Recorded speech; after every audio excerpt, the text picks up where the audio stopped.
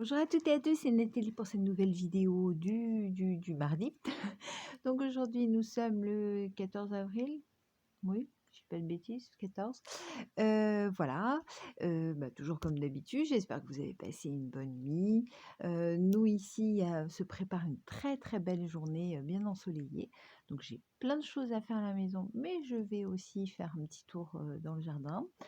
Je ne parlerai pas en détail de l'allocution, de notre président hier soir, puisque je sais pertinemment que, parce que je veux pas du tout faire de politique, moi ça c'est hors de question, mais je sais pertinemment que beaucoup ne seraient pas d'accord avec mes propos.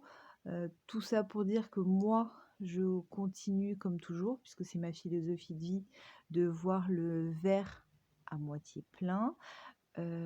J'estime que certaines propositions apportées sont bonnes.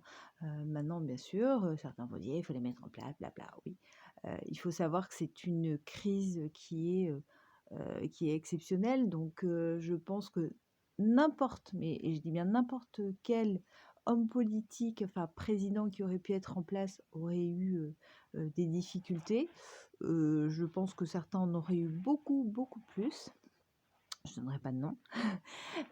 Voilà, tout ça pour dire que, ben, là, on nous parle, oui, du 11 mai, mais alors certains vont dire: «Ouais, le 11 mai, les enfants, il faut pas qu'ils aillent à l'école et tout, blabla». OK, mais si on avait juste dit 15 jours, certains auraient dit que voilà, donc de toute façon, les gens ne seront jamais contents puisque, on a quand même, et je le redis, ça je l'ai déjà dit auparavant, on a quand même la chance d'être dans un pays où on a la sécu, on a la CAF, on a la retraite, on a le chômage. C'est énorme parce qu'aller dans beaucoup de pays, hein, je ne peux pas citer les États-Unis, qui est quand même un pays énorme, et ben là, vous allez bien tirer la langue et voyez ce que ça vous coûte. Je ne donnerai pas le chiffre exact parce que je ne m'en souviens plus. Le chiffre exact, si là vous devez être soigné, ne serait-ce que pour le coronavirus. Enfin bref, je pense que oui, on a de la chance. Bien sûr, les choses ne sont pas parfaites. Concernant les masques, c'est vrai qu'il y a eu un gros couac, ça c'est certain, mais les stocks, ça fait pas 2-3 ans qu'ils ne sont plus effectifs. Il y a eu plusieurs présidents qui les ont déjà bien, qui ont arrêté un peu qu'on en stocke. Voilà, tout ça pour. Mais je vous dis, je ne fais absolument pas de politique, je je veux pas rentrer là-dedans. Moi, je vois que il fallait que de toute façon, on nous fixe une date au 11 mai. Alors, je sais qu'il y a beaucoup de gens qui ont une CEP, qui s'inquiètent en disant, mais est-ce que moi, je vais pouvoir être déconfinée le 11 mai? On ne sait pas exactement les modalités. Voilà, il faut pas commencer à s'inquiéter en disant, moi, j'ai une maladie chronique, j'ai une maladie machin. Non, on ne sait pas exactement. Enfin bref, il fallait une date, ça c'est chose et c'est important, je veux dire. Il fallait des choses qui rassurent. Moi, je trouve qu'il y a eu des bonnes choses qui ont été faites.